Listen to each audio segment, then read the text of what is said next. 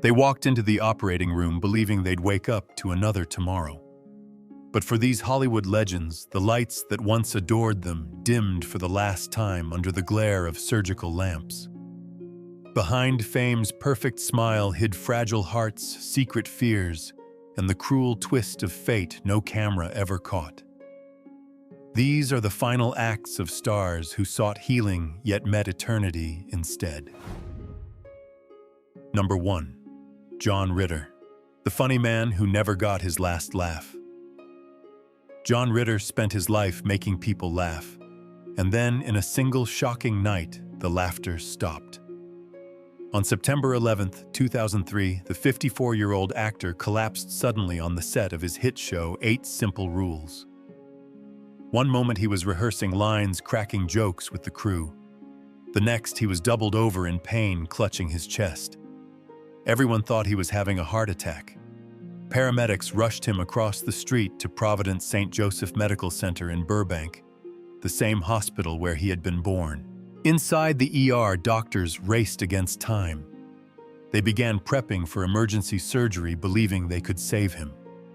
But when they opened his chest, they discovered the truth, not a heart attack, but a deadly tear in his aorta, an aortic dissection. As surgeons worked frantically to repair it, John's heart stopped.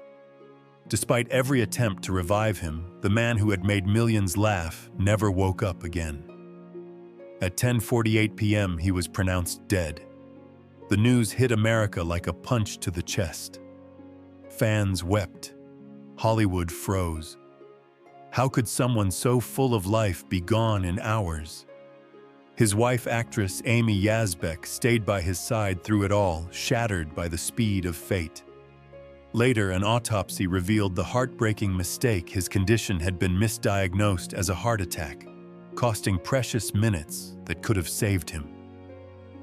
Ritter's death sparked national awareness about aortic dissections and how easily they're overlooked. His family turned their grief into purpose, creating the John Ritter Foundation to educate others and save lives. He had spent his career giving joy to strangers, and in death, he gave them something just as powerful: knowledge. John Ritter's final act wasn't a punchline. It was a legacy. Number 2, Rodney Dangerfield, the comic who finally got the respect he deserved. For decades, Rodney Dangerfield made the world laugh by insisting he got no respect. But when the curtain finally fell, the world gave him exactly that respect, love, and tears. On October 5, 2004, the legendary comedian died at age 82 after complications from heart surgery at UCLA Medical Center. 2 months earlier, he'd undergone a valve replacement, a risky procedure for a man his age. Yet in true Rodney fashion, he cracked jokes even as he was wheeled into the operating room. "My doctor told me I've got a 1 in 100 chance," he quipped. "Those are the best odds I've ever had." For weeks after surgery, it seemed the laughs would continue. Friends said he was charming the nurses asking for martinis and delivering one-liners from his hospital bed. But the recovery turned rough. Infections set in his body weakened, and the man who had powered through decades of anxiety and hardship began to fade. When his wife Joan held his hand for the last time, he smiled, quiet, humble, the way he had lived behind the spotlight. The world mourned.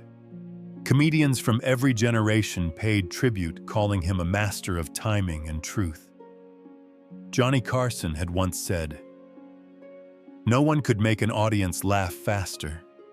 Clips of his Tonight Show appearances flooded the airwaves, the rapid-fire jokes, the nervous tug at his collar, the face of a man who turned insecurity into art. Rodney had spent a lifetime joking about not getting respect, but in death he earned more than he ever imagined.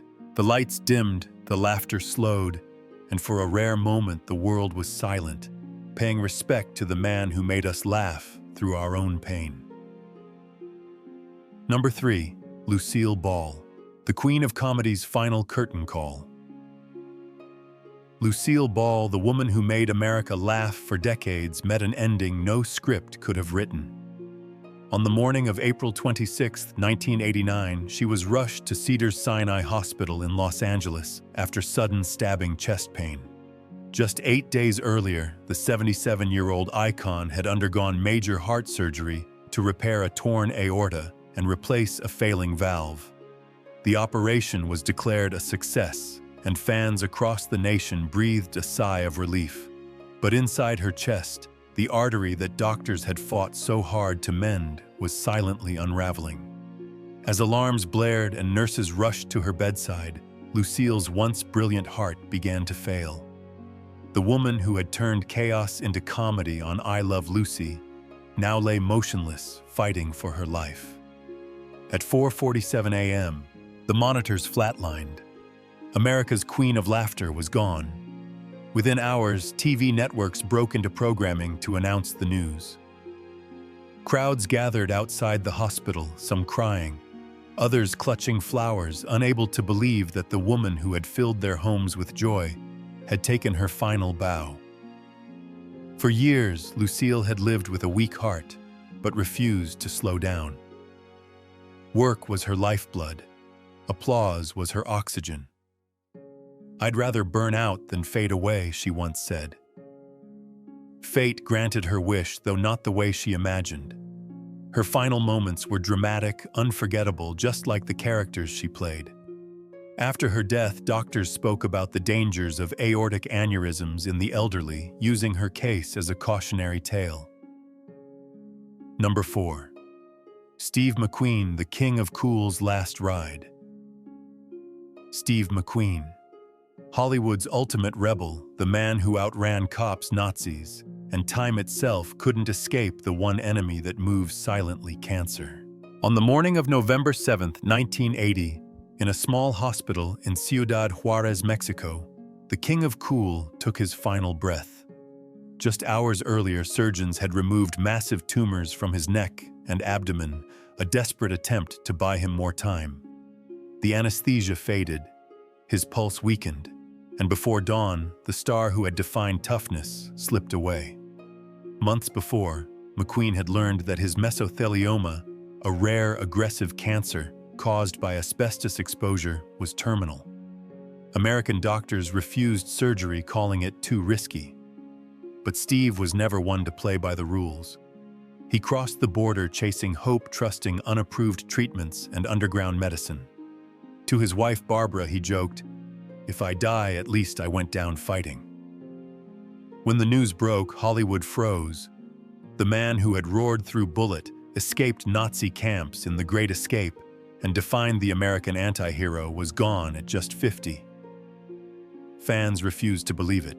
How could someone who embodied freedom die confined to a hospital bed? Those who knew him said he faced death the same way he faced life. Defiant, cigarette in hand, eyes steady, heart unbroken. His final words were simple. He thanked Barbara for being there and said he was ready. The world lost a legend that morning, but his image behind the wheel whined in his hair. Danger in his smile never faded. Steve McQueen didn't just die during surgery. He rode straight into legend, proving that some spirits are too wild for survival. Number 5. Bill Paxton, the everyman hero who never came home.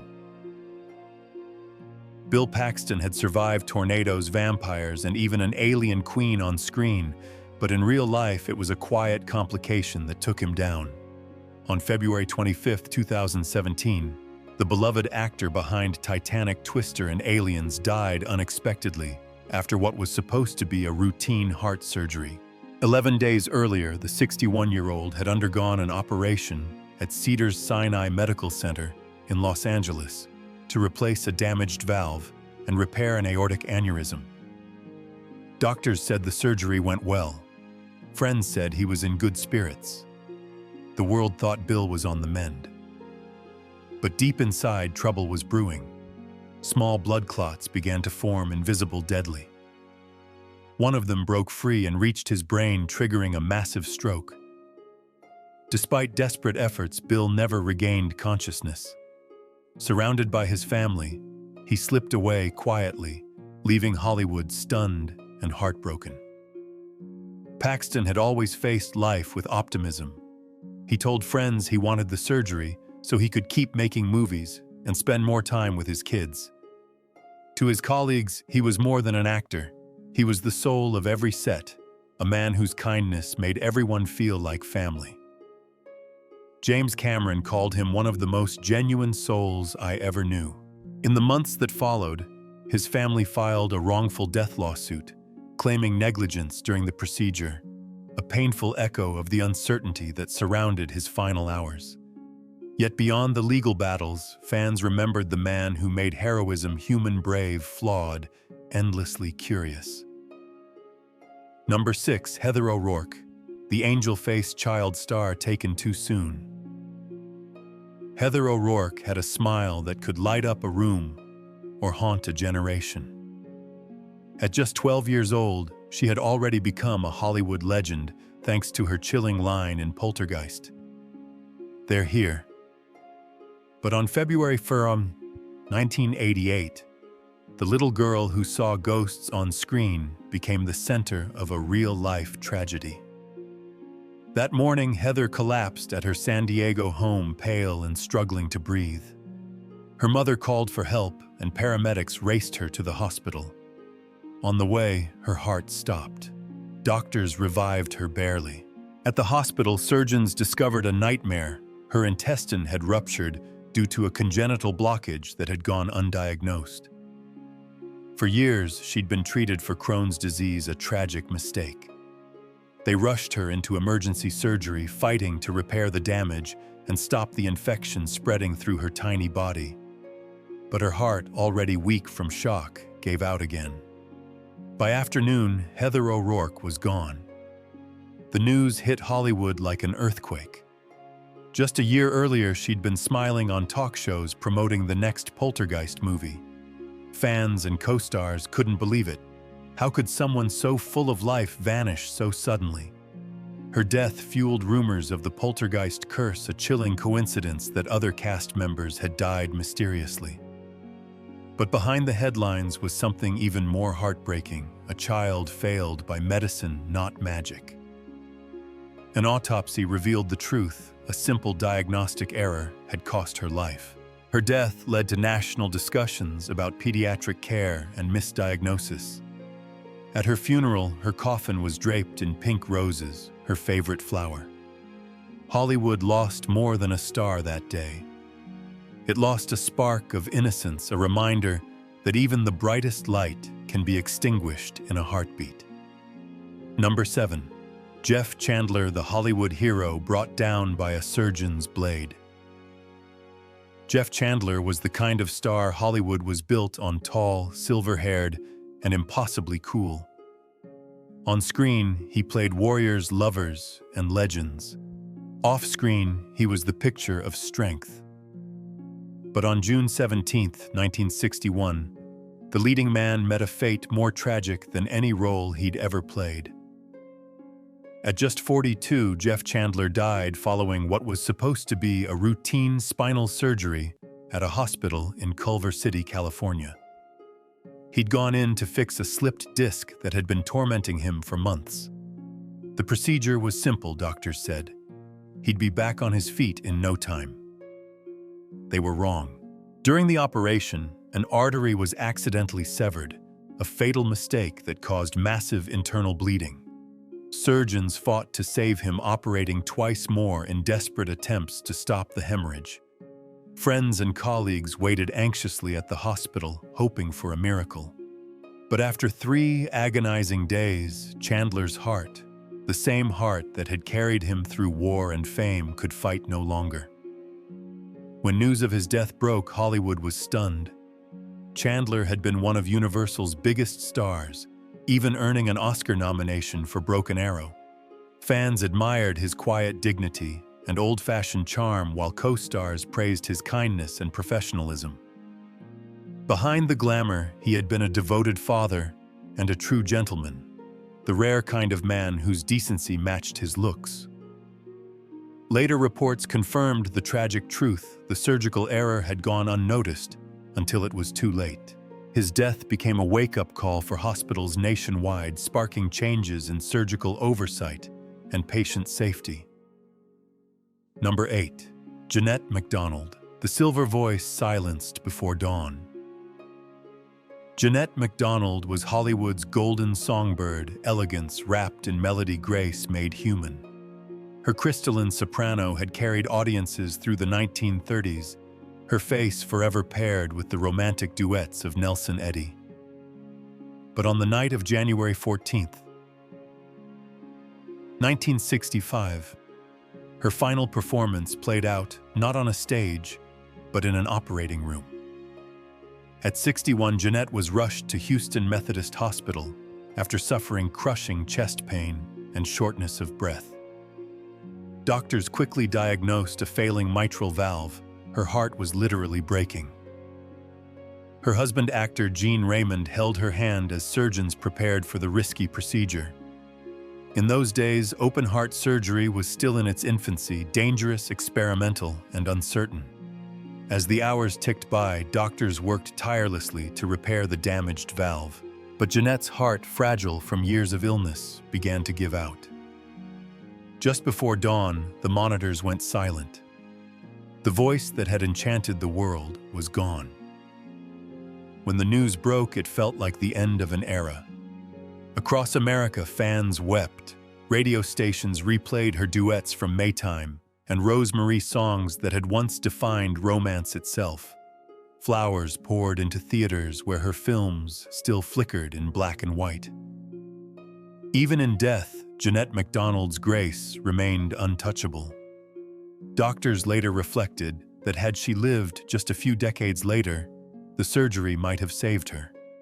Instead, her passing became a sobering lesson in the limits of medicine and the fragility of the human heart. Yet her legacy endured not just in her music, but in the emotion she left behind. Jeanette didn't fade away. She ascended, her voice forever echoing where time and even death can't reach. Number 9. Tony Randall, the gentleman who met his final act with grace. Tony Randall spent a lifetime chasing perfection on stage, on screen, and in life itself. But even his sharp wit and discipline couldn't outsmart fate. On May 17, 2004, the 84-year-old actor died at New York University Medical Center from complications following heart bypass surgery. The operation meant to improve his circulation had gone smoothly.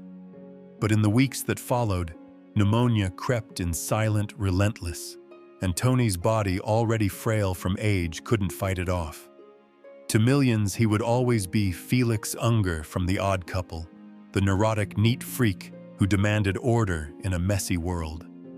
Off-screen, Randall was just as meticulous, elegant suits, articulate words, a mind sharper than most men half his age. Even in his hospital bed, friends said he faced death with the same dry humor that defined his career.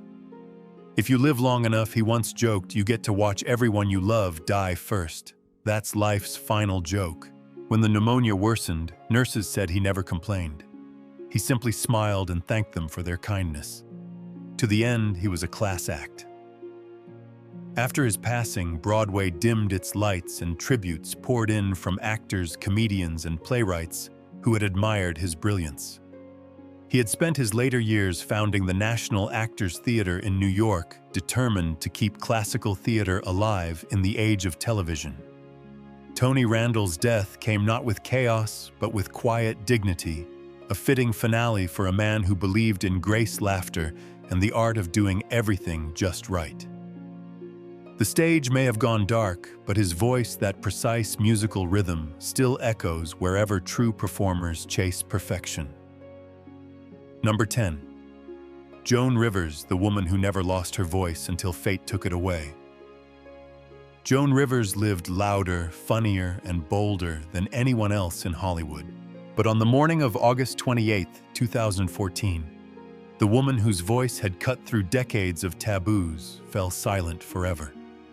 The 81-year-old comedy legend checked into Yorkville Endoscopy in Manhattan for what was supposed to be a routine throat procedure, a quick look at her vocal cords before her next show. She joked with staff, charmed the nurses, and told friends she'd be back on stage that night. She never was. During the procedure, Joan's oxygen levels dropped unnoticed. Within minutes, her heart stopped. Paramedics rushed her to Mount Sinai Hospital, where doctors managed to restart her heart, but her brain had already been starved of oxygen for too long.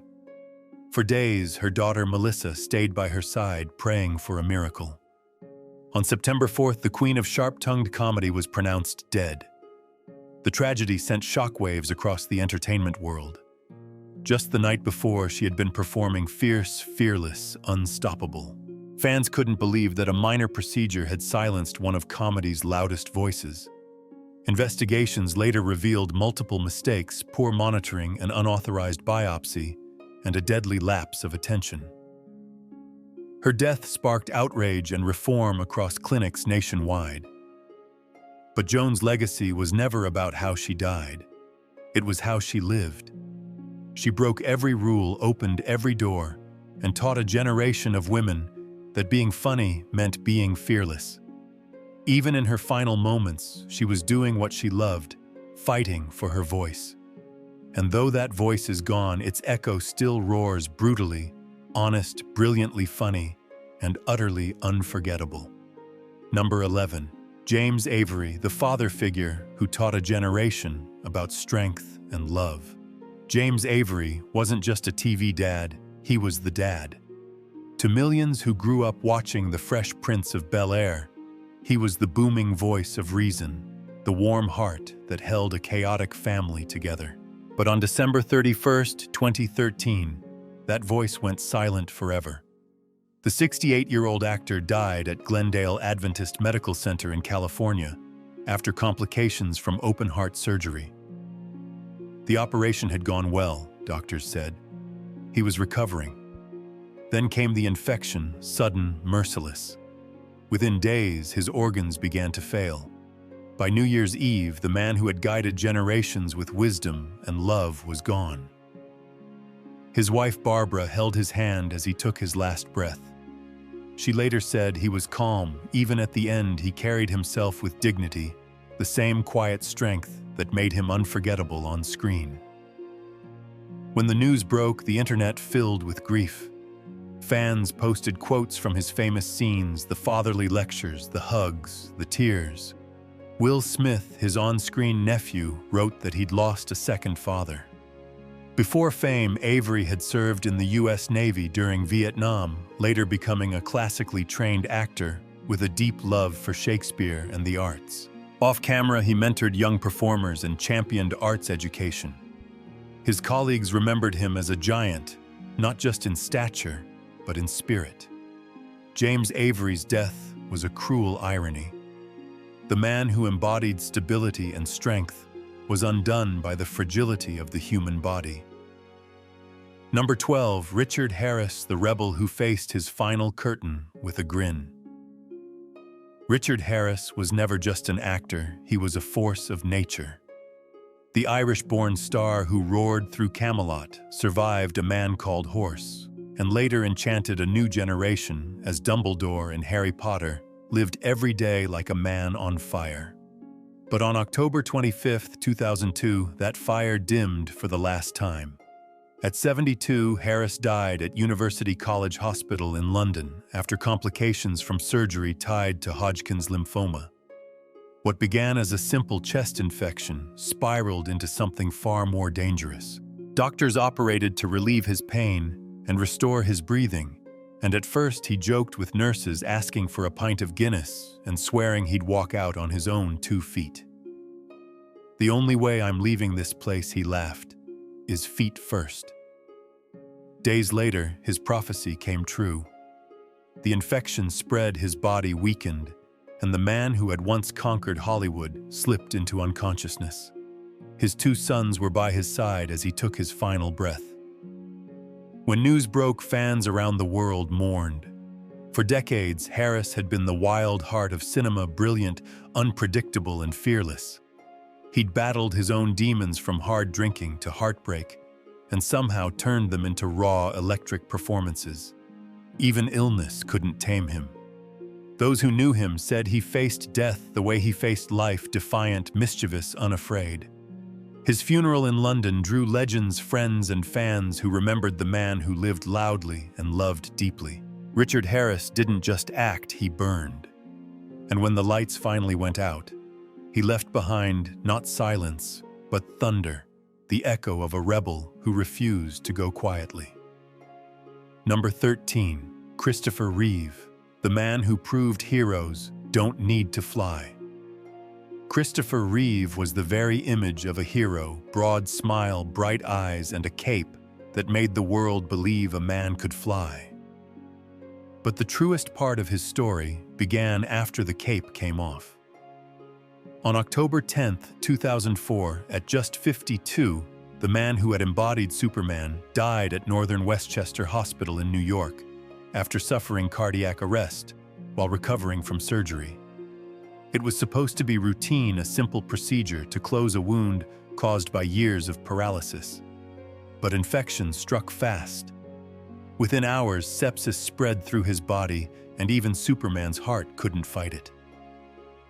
Reeve had been paralyzed from the neck down since a 1995 horseback riding accident, yet he refused to disappear.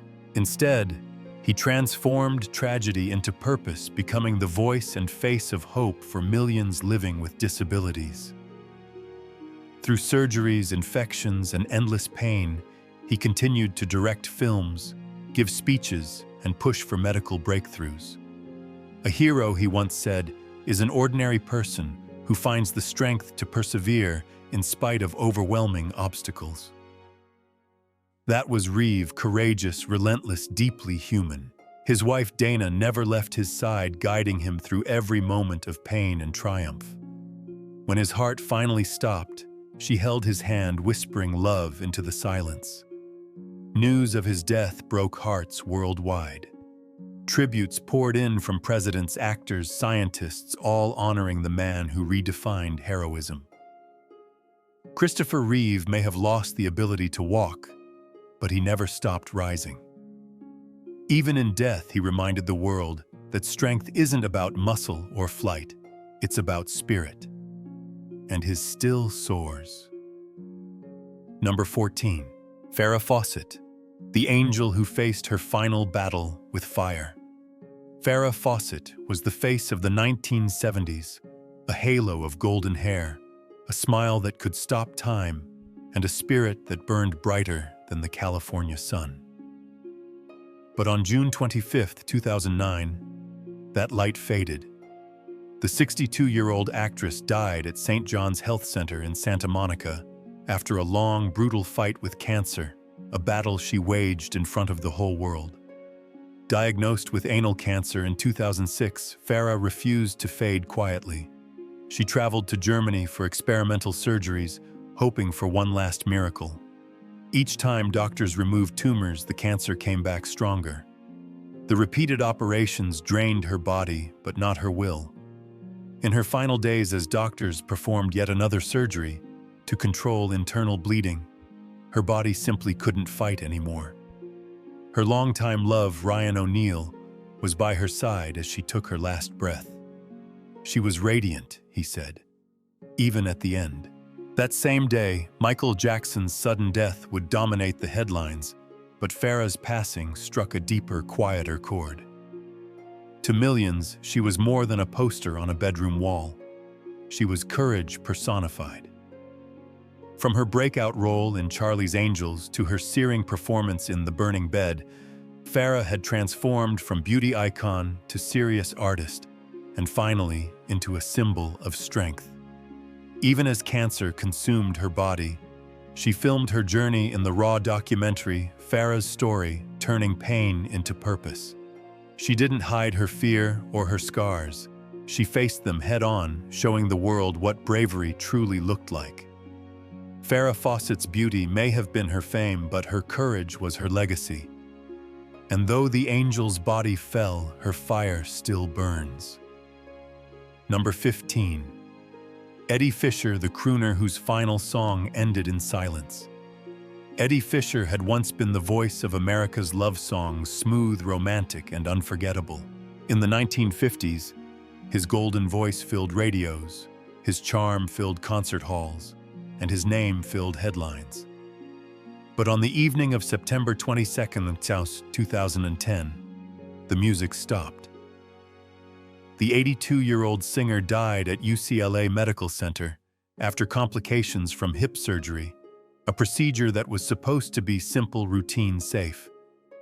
He had fallen at his home in Berkeley, fracturing his hip. Doctors assured his family the surgery to repair it would go smoothly. And at first it did. But within hours, things took a deadly turn. Eddie began bleeding internally, silently, uncontrollably. His blood pressure plummeted, and even with frantic intervention, his body couldn't recover.